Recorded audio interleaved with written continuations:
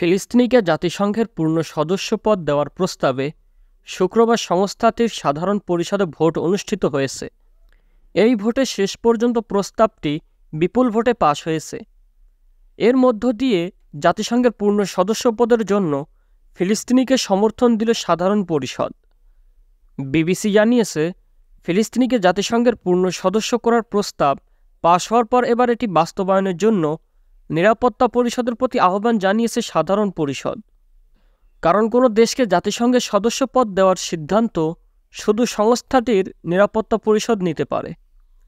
সাধারণ পরিষদের ভোটের ফলে দেখা গেছে, জাতিসংঘের সদস্য রাষ্ট্রের মধ্যে ফিলিস্তিনের পক্ষে ভোট দিয়েছে বাংলাদেশ সহ 143 দেশ, আর বিপক্ষে ভোট দিয়েছে মাত্র 9 দেশ। ভোটদানে বিরত ছিল 25 দেশ।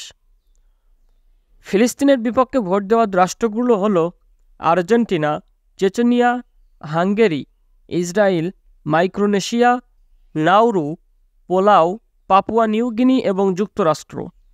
এদিকে ভোটদানে বিরত থাকা দেশগুলোর বেশিরভাগই ইউরোপের।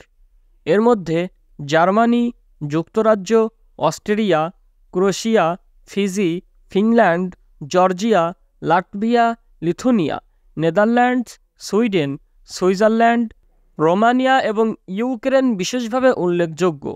ভোটদানে বিরত ছিল উত্তর আমেরিকার দেশ কানাডাও। ধারণা করা হচ্ছে, ফিলিস্তিনিকে জাতিসংঘের সদস্যভুক্ত করার জন্য নিরাপত্তা পরিষদে কোনো প্রস্তাব উপস্থাপন করা হলে যুক্তরাষ্ট্র এতে ভেটো দেবে। এর আগে গত এপ্রিলেও জাতিসংঘের পূর্ণ সদস্য হওয়ার প্রস্তাবে ফিলিস্তিনিকে আটকে দিয়েছে যুক্তরাষ্ট্র।